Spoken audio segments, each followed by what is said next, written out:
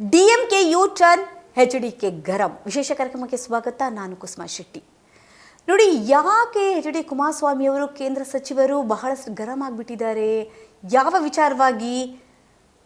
ಪತ್ರಿಕಾಗೋಷ್ಠಿಯನ್ನು ಮಾಡಿ ಮಾಧ್ಯಮಗಳ ಮುಂದೆ ಪದೇ ಪದೇ ತನ್ನ ಟೀಕಾ ಪ್ರಹಾರವನ್ನು ಮುಂದುವರಿಸ್ಕೊಂಡು ಬಂದರು ಡಿಎಂಕೆ ವಿರುದ್ಧ. ಹಾಗಾದರೆ ಡಿಎಂಕೆ ಏನು ಮಾಡ್ತು? ಸ್ವಲ್ಪ ದಿನಗಳ ಹಿಂದೆ ಏನು ಮಾಡಿದ್ರು? ಕೇಂದ್ರ ಗೃಹ ಸಚಿವರಾಗಿರುವಂಥ ಅಮಿತ್ ಶಾ ಅವರು ಸಭೆಯಲ್ಲಿ ಕರೆದಾಗ ಅದರಲ್ಲಿ ಡಿಎಂಕೆ ಪಕ್ಷ ಭಾಗಿಯಾಗಿತ್ತಲ್ವಾ, ಡಿಎಂಕೆ ನಾಯಕರೆಲ್ಲರೂ ಕೂಡ ಇದ್ದರು. ಆಗ ಮಹಿಳಾ ಮೀಸಲಾತಿ ಬಗ್ಗೆ ಆಗ್ಬೋದು, ಕ್ಷೇತ್ರ ಮರು ವಿಂಗಡಣೆ ಮಸೂದೆಗಳ ಬಗ್ಗೆ ಆಗಿತ್ತು, ಮನವರಿಕೆನೇ ಮಾಡಿಕೊಟ್ಟಿದ್ರು. ಅದಾದಮೇಲೆ ಏನಾಯಿತು? ಮಾಧ್ಯಮಗಳಿಗೆ ಸ್ಟೇಟ್ಮೆಂಟ್ ಕೊಡ್ತಾ ತಮಿಳುನಾಡು CM MK ಸ್ಟಾಲಿನ್ ಅವರು ಈ ಮಸೂದೆಗಳನ್ನ ಪಾಸ್ ಮಾಡಬೇಕು ಅಂದರೆ ಜೂನ್ ತಿಂಗಳಲ್ಲಿ ಸಂಸತ್ ಅಧಿವೇಶನ ಕರೀರಿ ಅಂತ ಕೇಂದ್ರಕ್ಕೆ ಸಲಹೆಯನ್ನು ನೀಡಿದರು.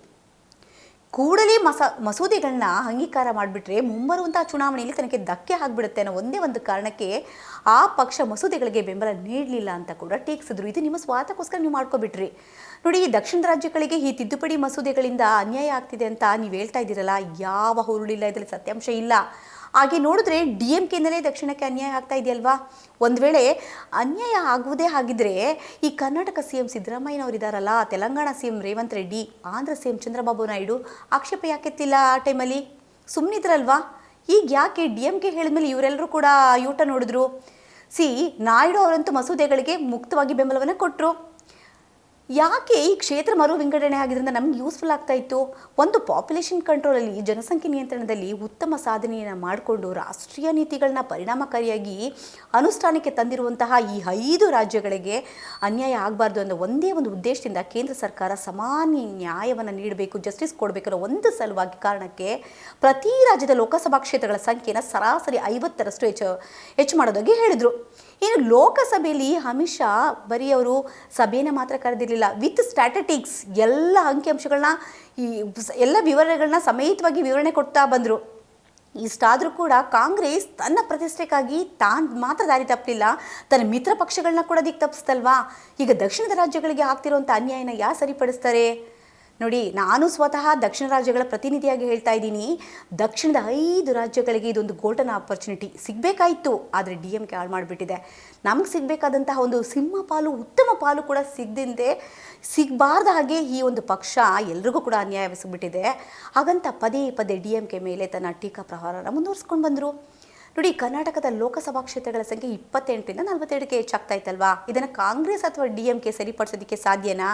ಇದಕ್ಕೆ ರಾಹುಲ್ ಗಾಂಧಿ ಏನಾದರೂ ಉತ್ತರ ಕೊಡ್ತಾರಾ? ಉತ್ತರ ಕೊಡಲಿ. ಹಾಗಾದರೆ ಪ್ರತಿ ರಾಜ್ಯಕ್ಕೂ 50% ಒಂದು ರೇಷಿಯೋದಲ್ಲಿ ಯಾವಾಗ ಕ್ಷೇತ್ರಗಳನ್ನು ಹೆಚ್ಚು ಮಾಡ್ತಾರೋ, ಉತ್ತರದ ಕೆಲ ರಾಜ್ಯಗಳ ಸಂಖ್ಯೆಯ ಬಗ್ಗೆ, ಆ ಒಂದು ಸ್ಟ್ಯಾಟಿಸ್ಟಿಕ್ಸ್ ಬಗ್ಗೆ ಹಾಗೂ ಸುಳ್ಳು ಸುಂಕ ಧನಗಳನ್ನು ಸ್ವತಃ ಕಾಂಗ್ರೆಸ್ ಮತ್ತು ಅದರ ಮಿತ್ರ ಪಕ್ಷಗಳು ಎಷ್ಟು ಅಚ್ಚುಕಟ್ಟಾಗಿ ವ್ಯವಸ್ಥಿತವಾಗಿ ಸ್ಪ್ರೆಡ್ ಮಾಡಿಬಿಟ್ರು ಅಂತ ಅಂದರೆ, ಇದಾದ ನಂತರ ಡಿಎಂಕೆ ಏನು ಮಾಡ್ತು?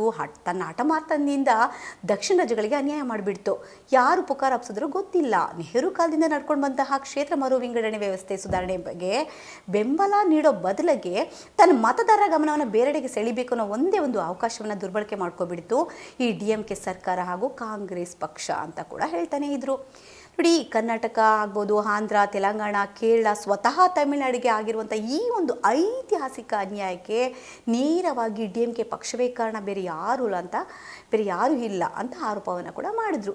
ಇನ್ನು ಬ್ರದರ್ಗಳ ನಡುವೆನೇ ಹೊಂದಾಣಿಕೆ ಇಲ್ಲ. ಇನ್ನು ಪಶ್ಚಿಮ ಬಂಗಾಳದಲ್ಲಿ ತೃಣಮೂಲ ಕಾಂಗ್ರೆಸ್ ಮತ್ತು ಕಾಂಗ್ರೆಸ್ ಕಿತ್ತಾಡ್ಕೊಂಡು ಬರ್ತಾ ಇದೆ. ಇನ್ನು ಒಂದು ಕಡೆ ಕಾಂಗ್ರೆಸ್ ಪಕ್ಷ, ಕಾಂಗ್ರೆಸ್ ಸಮಿತಿ ಅಧ್ಯಕ್ಷರು ನಾವೇ ಸ್ವಂತ ಬಲದಿಂದ ಸರ್ಕಾರ ಮಾಡ್ತೇವೆ ಅಂತ ಅಂದ್ಕೊಂಡು ಸ್ಟೇಟ್ಮೆಂಟ್ ಕೊಟ್ಟಿದ್ದಾರೆ. ಹಾಗಂತ ನೋಡೋಕೆ ಹೋದರೆ ಯಾರ ನಡುವೆ ಕೂಡ ಅಡ್ಜಸ್ಟ್ಮೆಂಟ್ ಇಲ್ಲ ಅಲ್ವಾ? ಒಂದು ಕಡೆ ತಮಿಳುನಾಡಲ್ಲಿ ದೊಡ್ಡ ಬ್ರದರ್ ಸ್ಟಾಲಿನ್ ಇದ್ದಾರೆ, ಇನ್ನೊಂದು ಕಡೆ ಚಿನ್ನ ಬ್ರದರ್ ರಾಹುಲ್ ಗಾಂಧಿ ಅವರಿದ್ದಾರೆ. ಇವ್ರ ನಡುವೆ ಹೊಂದಾಣಿಕೆ ಇಲ್ಲ ಅಂತ ಅನಿಸ್ತಾ ಇದೆ ಅಂತ ಕುಮಾರಣ್ಣ ಪದೇ ಪದೇ ಟೀಕಾ ಪ್ರಹಾರನ ಮುಂದುವರಿಸ್ಕೊಂಡೇ ಬರ್ತಾ ಇದ್ರು. ಇನ್ನು ಕ್ಷೇತ್ರ ಮರು ವಿಂಗಡಣೆ ಇದೇ ಮೊದಲಲ್ಲ, ನೆಹರು ಕಾಲದಿಂದ ನಡೆದುಕೊಂಡು ಬಂದಿದೆ. ಮೋದಿ ಬಂದ್ ಮಾಡಿಲ್ಲ ಇದನ್ನು ಹೊಸದಾಗಿ. ಕಾಂಗ್ರೆಸ್ ಆಡಳಿತ ಅವಧಿಯಲ್ಲಿ ಎಷ್ಟು ಸಲ ಈ ಒಂದು ಕ್ಷೇತ್ರ ಮರು ವಿಂಗಡಣೆ ಆಗಿದೆ ಅಂತ ರಾಹುಲ್ ಗಾಂಧಿ ಗೊತ್ತಿಲ್ವಾಗಾದ್ರೆ? ದುರಂತ ಅಂದರೆ ಆ ಪಕ್ಷಕ್ಕೆ ವ್ಯವಸ್ಥೆ ಮೇಲೆ ನಂಬಿಕೆ ಇಲ್ಲ ಹಾಗಂತ ವಾಗ್ದಾಳಿನ ನಡೆಸ್ತಾನೆ ಇದ್ರು. ರಾಜ್ಯದಲ್ಲಿ ಅರ್ಧದಷ್ಟು ಮಹಿಳೆಯರಿಗೆ ಘೋರ ಅನ್ಯಾಯ ಆಗಿದೆ. ಅಂದರೆ ಈ ಕಾಂಗ್ರೆಸ್ ಮೈತ್ರಿಕೂಟ ಇದನ್ನು ಈ ಮಹಿಳೆಯರಿಗೆ ಅನ್ಯಾಯ ಆಗೋಗಿ ಮಾಡಿಬಿಟ್ಟಿದೆ. ಇದಕ್ಕೆ ಕ್ಷಮೆನೇ ಇಲ್ಲ. ಮುಂದಿನ ದಿನಗಳಲ್ಲಿ ಯಾರು ಕ್ಷಮಿಸಿದ್ರು ಕೂಡ ಮಹಿಳೆಯರೇ ಇವರಿಗೆ ತಕ್ಕ ಶಾಸ್ತಿ ಮಾಡ್ತಾರೆ ಅಂತ ಕುಮಾರಸ್ವಾಮಿ ಎಚ್ಚರಿಕೆಯನ್ನು ಕೊಟ್ಟರು.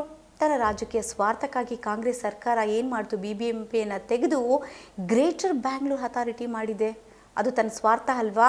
ತನಗೆ ಹೇಗೆ ಬೇಕಾದರೂ ಅದು ಮಾಡ್ಕೊಂಡಿದೆ ಅಲ್ವಾ? ಇನ್ನು ಎಲ್ಲ ರಾಜ್ಯದ ಜನರಿಗೆ ಯೂಸ್ ಆಗಲಿ ಅಂತ ಮಹಿಳಾ ಮೀಸಲಾತಿ ತಂದರೆ, ಕ್ಷೇತ್ರ ಮರು ವಿಂಗಡಣೆ ಬಂದರೆ ಇಂಥ ಒಂದು ಗೋಲ್ಡನ್ ಆಪರ್ಚುನಿಟಿನ ಮಿಸ್ ಮಾಡೋಂಗೆ ಮಾಡ್ಕೊಂಡಿದ್ದು DMK ಪಕ್ಷದವರು ಅಂತ ಹೇಳ್ತಾ ಕುಮಾರಸ್ವಾಮಿ ಅವರು ತಮ್ಮ ಬೇಸರವನ್ನು ವ್ಯಕ್ತಪಡಿಸಿದ್ದು